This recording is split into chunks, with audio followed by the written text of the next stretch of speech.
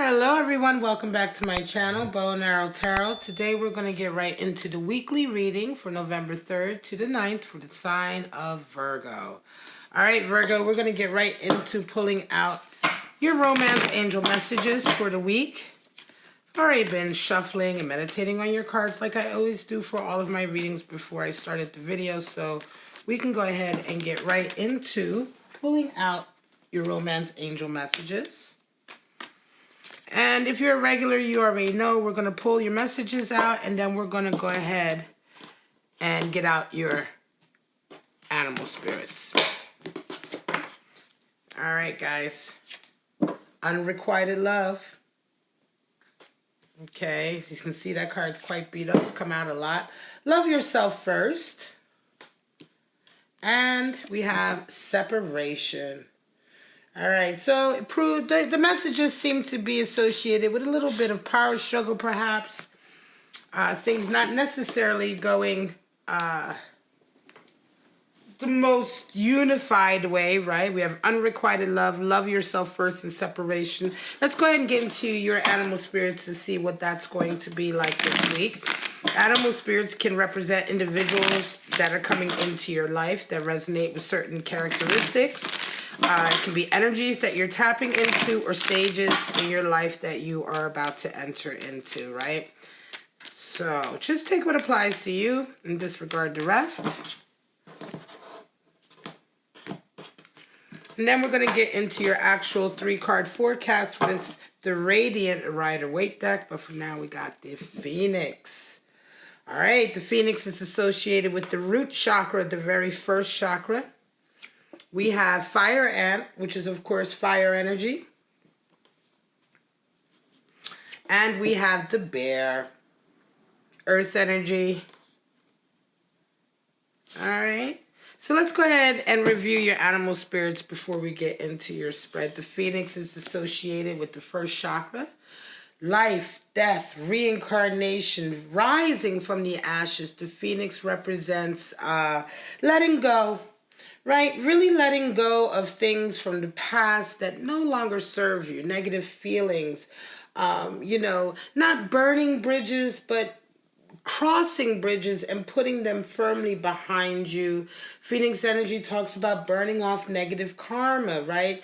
And Phoenix energy comes in a time in our lives when we realize we've had enough suffering.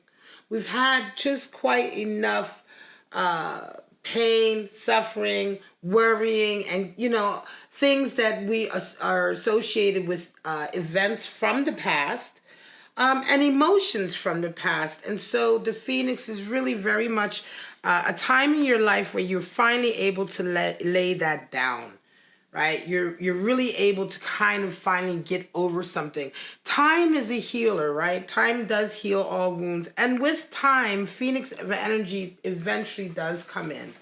And you do find the ability to really let go of things that maybe for a long time you were unwilling to let go of. And all of that negativity and negative karma that's associated with it simply dissolves into the ashes and you rise anew. It's very, very good energy, and certainly good energy when you're trying to make a quantum leap in life with who you are as a person, your experience, your wisdom, and just your level of happiness as well in terms of letting go of past slights and pains.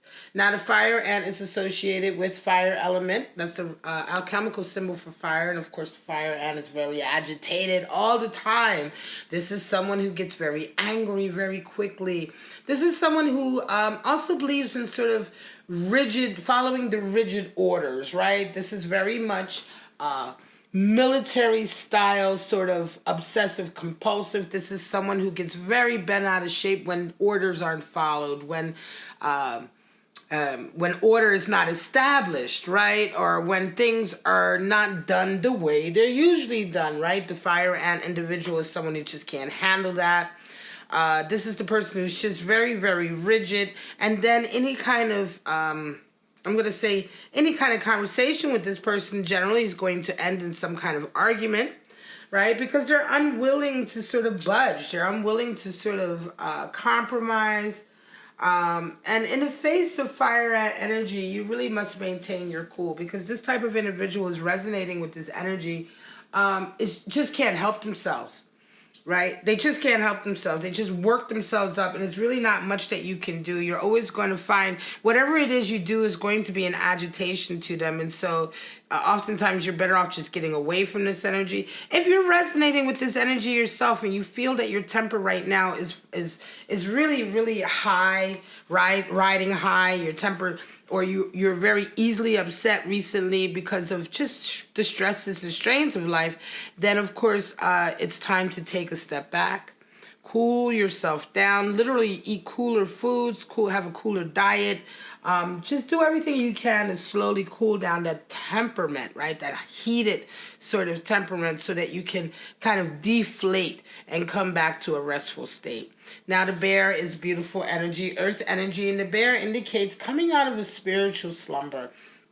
This could be for some of us who have either, haven't been very aware of that side of life, haven't really put too much focus into that side of life or too much value on it. But now you're kind of waking up to it, and it really does feel like waking up from a slumber, just as the bear does, right? And you for some people, it can really feel quite awkward at first. This may be the first time that you've gotten, an example could be the first time that you just got into anything spiritual, tried meditation or yoga, or tried to get a tarot reading or something like that, right? Or just gotten into that side of life. It could be that an event most recently happened that's kind of woken that up in you. And again, you feel very much like you're coming out of a slumber. Like, wow, how did all of this side of life, how did I not pay attention to this before? How did I not see these things, right? And so in the beginning, it can feel quite awkward. It can feel quite silly. You can feel like, is this really for me? Or you may just feel out of your depth, and that's fine. When we wake up from a deep slumber, it is always a bit of a stumbly wake up, but eventually you find your footing, you find your confidence, and you certainly find out about this whole other side of life, which is really the awakening of a sort of a spiritual receptivity, right? Where you're suddenly open to messages and energies. You're suddenly open to looking at life from a very different side, okay? But bearing in mind that the bear is, of course, an earth creature, right? And it's associated with the alchemical symbol for earth. It is still an awakening in a spiritual sense. All right, Virgo, let's get right into your spread. Excuse me. We're going to get right into pulling out anywhere from 4 to 8 3-card spreads for you, Virgo, to see what the forecast may be like for you this week. Now, remember, the forecasts may resonate with each other. They may be completely different to each other. They're not necessarily connected, and they don't necessarily mean they're for every single Virgo out there. In this entire reading is not going to be for every single Virgo out there. So just take what resonates with you and disregard the rest. You may even find traits of multiple forecasts in your scenario. And so if it applies, great. If not, let it go. All right, so let's get right into it and see what your first card out the gate is, Virgo.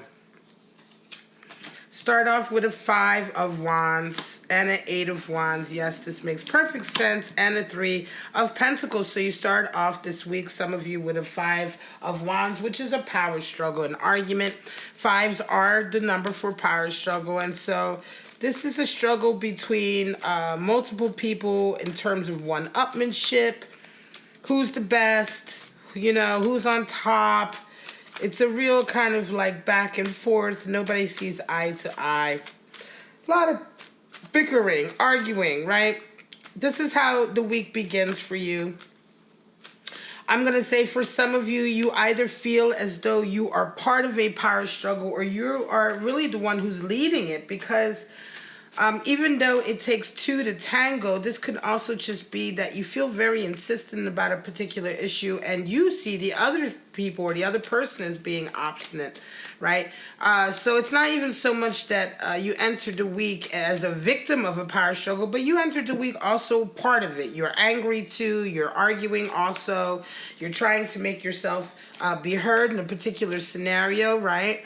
And I'm not saying that that's bad, but I'm just saying you do come into the week, and I want to say, Virgo, some of you do come into the week agitated, irritated with that fire ant energy, right? And you're met with a lot of chaos. 8 of Wands. You're met with a lot of sort of, I'm going to say, input from others that is unwelcomed.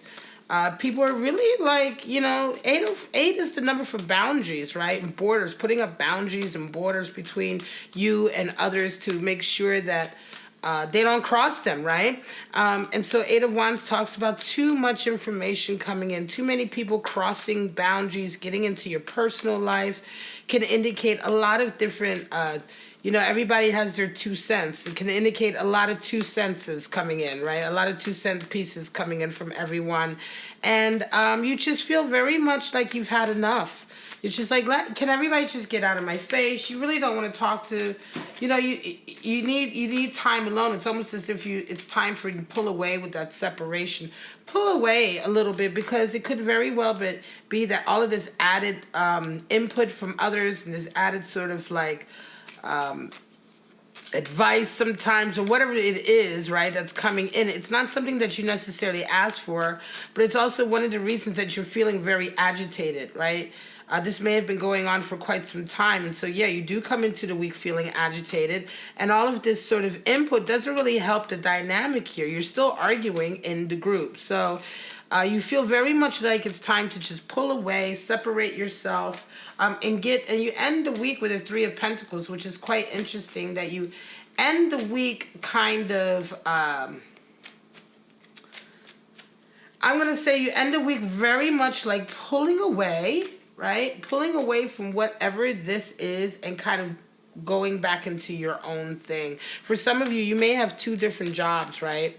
And this is going on in one job, but you have another job that is not on the same level. It's not in the same necessarily even field necessarily, but it may be a side job. It may be a personal job or a small business that you run on the side, right? Or it could it's some kind of thing that, you know, for you is much closer to your heart, but it's a much simpler work. You may not necessarily make the bulk of your money through this, but you do make a good living through it. And it's almost as if some of you pull away from whatever this major issue was here, because this could have been a very big project that you were on, and you kind of pull away at the end of the week and get some time off and get right back into this work that you do. For some of you, this could even as well be the kind of work that is very solitary, in the sense that you may get commissioned. You know, if you're a metalworks person or a woodworker, you get commissioned to do things, and it allows you to sort of work in a very solitary way, in a very private way, right? Like working in your workshop or whatever. I want to say that in this case, this feels very much like a handcrafted kind of art or something like that you do, that really gives you a sense of peace and really takes you away from all the chaos that's over here. King of Swords, Page of Swords, and the Hanged Man. So some of you are absolutely coming in this week with the desire to get to the bottom of things, right? King of Swords is very strict, right? Very strict, very determined to get to the bottom of things. He's the great rule maker. He's not very, you know, lenient in any way. He's the rule maker. He's also the disciplinarian. And when you resonate with King of Swords energy, it's this feeling of, oh, I'm coming in there to clean house, right? You come in to clean house, to get to the bottom of things, to root out the truth, to kind of separate the lies from the truth, and to figure out what people have really been up to. The King of Swords is very unforgiving in that way, right? And he is indeed a very determined king. He's not going to rest until he gets to the bottom of things. Now you get met with a Page of Swords. So I want to say that, yes, you do end up having a lot of new information that comes in. You may end up even having some new conversations with someone. This could be at work. This could be in your social life as well. But yeah, you do have, I think you have conversations with people that you may not have spoken to before in an effort to get to the bottom of a particular issue. And you find out at the end of it, you come out with a Hanged Man, which is quite interesting. I think you kind of wake up to a scenario in your life where you have not been the King of Swords so much. Maybe you should have. You are now, and you're kind of dealing with it now, but I think you wake up that there's been some such scenario, right? Some situation that's been going on, and that you haven't been moving on, right? That you haven't been moving as much as you are now on it. You realize that maybe you've neglected it. Maybe you weren't paying enough attention to it, but whatever the case may be, information comes to light that something has been going on for some time that I think you're going to feel very kind of like, oh shit, I can't believe I dropped the ball on this, right? I can't believe that I was this sort of like uninterested or not making sure, you know, it could be you know, it's some kind of responsibility that you really just didn't pay enough attention to, and you find out that this is why everything is chaotic right now. Four of Cups, Strength card, more boundaries, and a Knight of Swords. So for some of you, you start off the week unwilling to accept the help of others, unwilling to accept the assistance. You feel very kind of like, F you. You know, you're like, I don't want your help. I don't want your cup of love. Four of Cups can be interpreted in a multitude of ways depending on its positioning and the intuitive reading. But here I want to say it's very much a case of you feeling like you don't want the help. Somebody's offering you help with something and you just don't want it. You know, they could very much be offering you a cup of love as well. Like they may be wanting to get with you or hook up with you or have a conversation about a possible love connection, dating or what have you. And you're just like, no, I'm not interested. You know, you're just not interested. You don't give them any time of day. And it's interesting because you're met with a Strength card. You're met with a Leo energy this week, Virgo. And it almost seems as though like events are happening this week where you really feel, I think you're going to wake up to the fact that you do need some help. I think you're going to realize that certain areas have been too much. You may start off being very kind of like obstinate, obtuse, like pushing people away, not accepting the closeness, not accepting the help, certainly not accepting a cup of love from somebody. There's certainly a feeling of unrequited love. But for some of you, it's very much a case also of waking up and realizing that, you know, you may need help in some areas. And there are some people that do genuinely care for you. It isn't always just, you know, people trying to take advantage of you, right? And I think you soften a little bit this position that you have here because you end the week with a Nine of Swords. And Nine of Swords kind of comes in to save the day a lot of times. Nine of Swords is the one who kind of pushes through the cobwebs and helps you to keep on a good mental track, to keep your mind clear so you can continue to sort of like make your way through a particular scenario, right? It may be that you're dealing with something that's putting you under a lot of pressure, right? And you're the one who has to make the decisions, or you're the one who has to figure it out or solve whatever the scenario is. And so Knight of Swords comes in. This could very well be someone coming in, not necessarily the same person who's offered you the help before, but somebody else who comes in at the end of the week who is actually helpful, right? And they come in as a result of you also kind of accepting the fact that, you know what, maybe I do need help. Maybe I do need somebody to buoy me up, to be more enthusiastic so I can keep going. And this whole new energy comes in.